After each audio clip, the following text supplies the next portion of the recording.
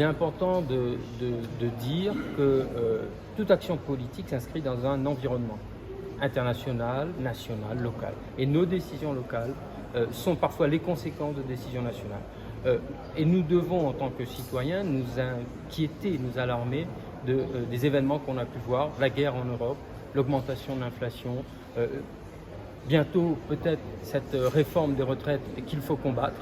Donc autant d'éléments qui nous font regarder l'avenir avec beaucoup d'inquiétude. Pour autant, 2022, ça a été aussi pour nous la réalisation de grands équipements, la livraison de cette médiathèque tant attendue rénovée. Ça a été l'occasion aussi de livrer le parc Boisé, qui est devenu un lieu de destination locale, puisque les gens viennent de partout pour venir pique-niquer au port. Et ça, c'est une vraie réussite. Mais la réussite, c'est aussi celle des enfants dans les écoles, puisque le niveau de qualification des Portois a augmenté entre 2019 et aujourd'hui. C'est une vraie performance et je salue le corps enseignant, les parents et les bénévoles, parce que l'école, c'est toute la cité. Nous avons réussi aussi à améliorer le niveau de nos enfants en école primaire, et ça aussi, c'est une vraie performance, parce que c'est la garantie pour les familles que l'enfant réussisse demain. Donc, j'ai pris que ces exemples, mais qui sont la conséquence, la résultante de notre politique en matière d'éducation, d'aménagement. Nous allons livrer en 2023 nos premiers logements intermédiaires en PSLA. Alors, c'est un terme très technique, mais ça permet aux familles qui travaillent d'avoir une accession propriété demain.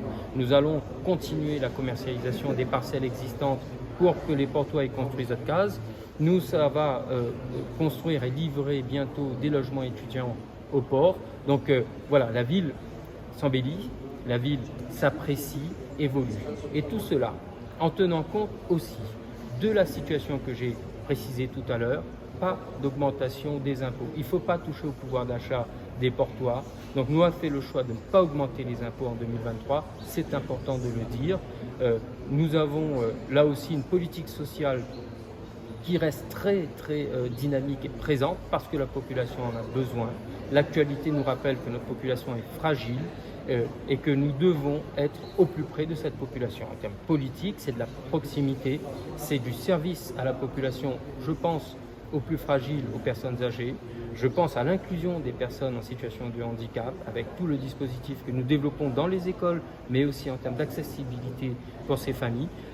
Nous allons embellir à nouveau et poursuivre notre programme, celui pour lequel la population nous a aidés. La délinquance baisse parce qu'on est dans une action de proximité.